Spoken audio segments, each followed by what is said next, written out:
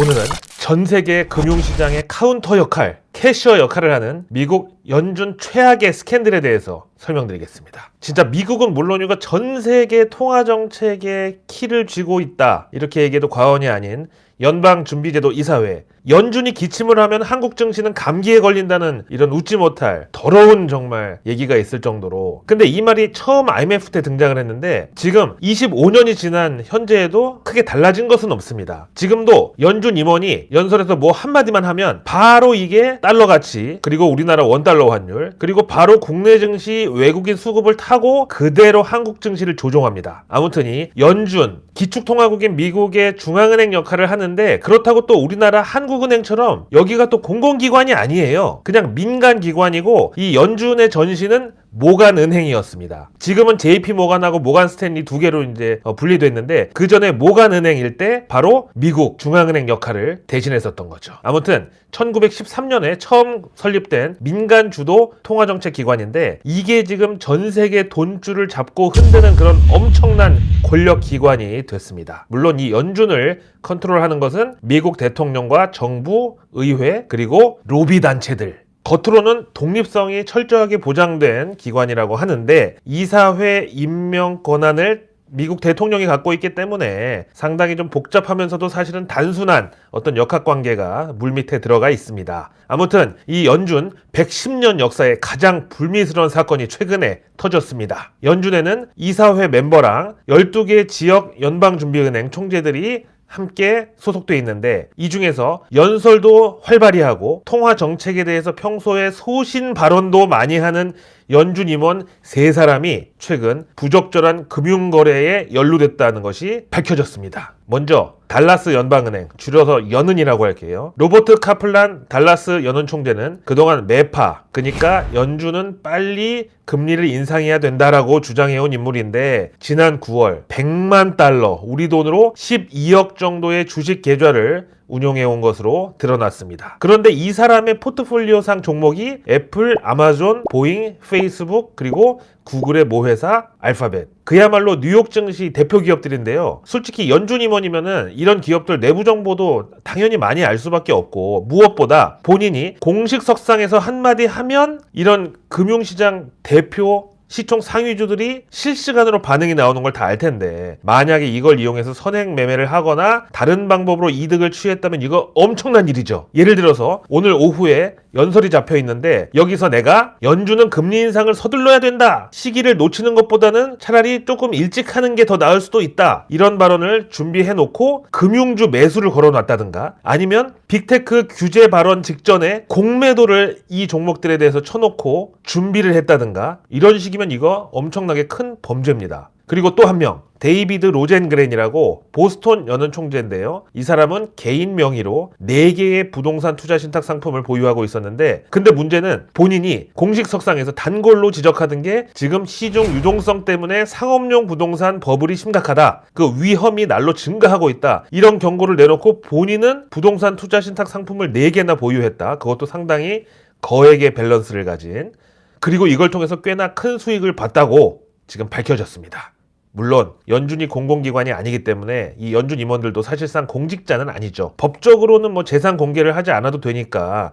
그런데 이해 충돌의 측면에서는 조금 민감한 문제입니다. 다음 3번째, 이 사람은 연준 무려 부의장 리차드 클라리다. 연준 2인자라는 사람이 연준에서 작년 코로나 팬데믹으로 증시가 연일 수직 낙하를 하니까 안 되겠다, 경제 안정 조치를 발표해야 되겠다 라고 하는데, 바로 그 전날 본인 계좌에서 500만 달러, 우리 돈으로 60억 원가량의 돈을 채권 펀드에서 주식형 펀드로 갈아탄 사실이 최근에 폭로됐습니다. 당시에 시장이 계속 폭락하면서 이제는 연준에서 나서야 된다, 연준에서 나서기만 하면 지금 폭락세를 되돌릴 수 있다, 이런 원망 섞인 목소리가 시중에 떠돌고 있을 때 아무도 연준이 언제 어떻게 움직일지를 몰랐습니다. 하지만 본인이 이렇게 연준 경제안정조치 발표 하루 전날 주식형 펀드에 60억 원을 몰빵했다. 야, 진짜 이런 사람들을 믿고 우리가 전 세계 금융시장 참여자 한 명으로서 진짜 팔다리 다 묶여있는 상태에서 종합격투기 선수랑 링에서 붙어가지고 그 사람은 막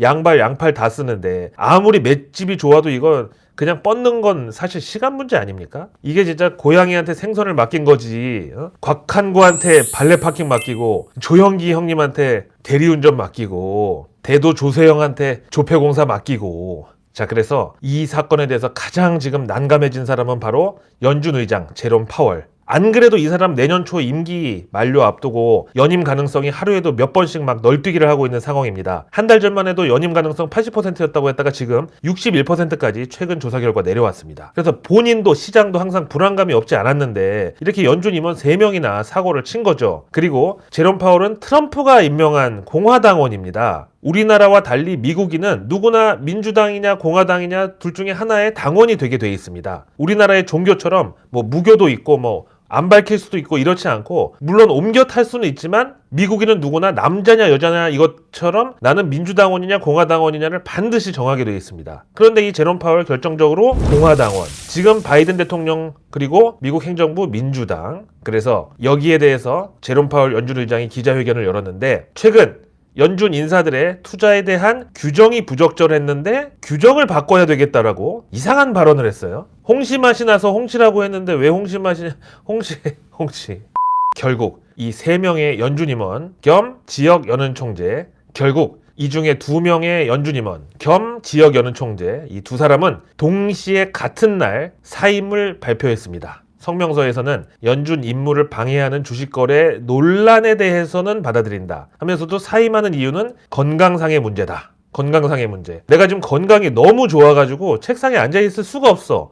날 놀러 다녀야 돼. 이게 건강상의 문제일 수도 있고, 건강이 좋은지 나쁜지 문제가 뭔지 안 밝혔잖아요. 어쨌든 근데 여기에 대해서 시장은 이번에 옷 벗는 이 두 사람 다 매파, 그러니까 긴축을 그동안 옹호해온 성향의 사람들이었기 때문에 만약에 신임 두 사람이 새로 올 때 둘 중에 한 명만 비둘기파, 그러니까 완화적 통화정책을 선호하는 사람이 와도 이거 남는 장사다, 이렇게 보는 시각도 있습니다. 그런데 만약에 이번 일로 결국 가서는 비둘기파의 대북격인 제롬 파월 연준 의장이 날아갈 경우에 월가는 물론이고 글로벌 금융시장 전체가 불확실성에 빠져들 수 있다는 것도 무시를 못합니다. 특히 바이든 정부는 월가 금융규제에 대해서 아주 원칙적이면서도 단호한 입장이었기 때문에 그동안 중간에서 사실은 완충작용을 해온 연준 의장이 만약에 이번에 제롬 파월에서 개혁 진보 성향의 인물로 교체된다면 남은 바이든 임기 동안의 금융시장 전망이나 심지어 바이든 대통령의 연임 가능성까지 상당 부분의 시나리오가 수정이 불가피하다는 입장입니다. 월가 금융사들이 규제를 두드려 맞고 가만히 있을 사람들이 아니죠. 미국은 대형 투자은행들이 은행이라는 뱅크라는 간판 내걸고 그걸로 파생상품 운용을 하잖아요. 원래는 은행에서는 예금 대출만 취급할 수 있게 된 법안이 있었는데 이거를 월가 로비단체를 동원해서 법을 바꿔버렸습니다. 그래서 지금의 IB, Investment Bank 투자은행이 월가에서 생겨난 것이고, 이제는 사람들이 뱅크, 은행하면 뭔가 원금 보장이 되고 안정적인 수익을 줄 것 같은 그런 기대감이 드는데, 사실은 그 안에서 파생 상품으로 하이 리스크 하이 리턴의 거래를 하는 것도 이제는 눈을 뜨고 당할 수밖에 없는 그런 환경으로 만들어 놓은 것이 바로 월가와 워싱턴의 합작품이었습니다. 그게 바로 일명 스티븐 시걸 법안입니다. 이걸 무력화시킨 것은 바로 시티그룹이었습니다. 이렇게 연준 110년 역사에 가장 큰 스캔들이 터졌는데, 여기에 대해서 지금 미국 의회 진보 개혁의 거의 대목격인 엘리자베스 워런 상원의원이 최근에 미국 증권거래위원회 SEC에다가 연준 관계자들의 내부자 거래 위반 여부를 조사할 것을 촉구하는 서한을 발표했습니다. 원래 이 엘리자베스 워런은 안 그래도 제롬 파월 연준 의장 연임도 반대해 온 사람인데 이번에 이런 사건 터지니까 지금 잘됐다 팔 걷어붙이고 나섰는데요. 아무튼 여기에는 앞서 나온 두 사람의 연준 임원, 아니죠, 이제 전 연준 임원, 그리고 연준 부의장도 조사 대상에 포함시키라고 요청했습니다. 그러면서 제롬 파월은 실패한 지도자다라고 일침을 또 날렸습니다. 지금 제롬 파월 연준 의장이 11월에 테이퍼링, 그러니까 양적 완화 축소 시작해가지고 어떤 통화정책의 신뢰성을 바탕으로 내년 금리 인상까지 쭉 연준을 이끌고 가기에는 노이즈가 너무 많습니다. 그래서 만약에 지금 파월이 연임이 안 될 경우 대안으로 거론되는 사람이 현재 연준 이사 라엘 브레이너드입니다. 이 사람은 일단 바이든 행정부와 같은 민주당원이고 월가에서는 은행 규제 강화론자로 통하고 있습니다. 또 바이든 대통령과 마찬가지로 기후변화와 경제의 관계를 상당히 중요하게 여깁니다. 월가에서는 이 사람이 연준 의장으로 올 경우에는 상당히 본인들도 껄끄러워질 거기 때문에 만약에 온다고 하면 한바탕 살벌한 길들이기에 들어갈 수도 있다. 그럼 결국 그런 고래 싸움에 등이 터지는 것은 우리 주린이가 되면 어떡하나. 또 여기다가 이 제롬 파월 담당 일진으로 앞에서 얘기했던 엘리자베스 워런의 가장 큰 지지를 받는 연준 차기 의장 후보가 바로 이 라엘 브레이너드입니다. 사실은 제가 2008년도부터 연준 FOMC 회의나 연준 성명서를 이거 방송에서 제가 해석하고요. 어떤 때는 연준 의장 기자회견도 실시간 통역하는 생방송도 다 해봤는데 진짜 뭔가 이 순혈주의로 와스프 내지는 유태인 남성들로만 구성됐던 그 연준에 최근 들어서 흑인 임원 여성이사 이런 분들이 포함된 거 보고서 격세지감을 느낍니다. 그만큼 연준에도 변화의 바람이 불어올 가능성이 커지고 있다는 거죠.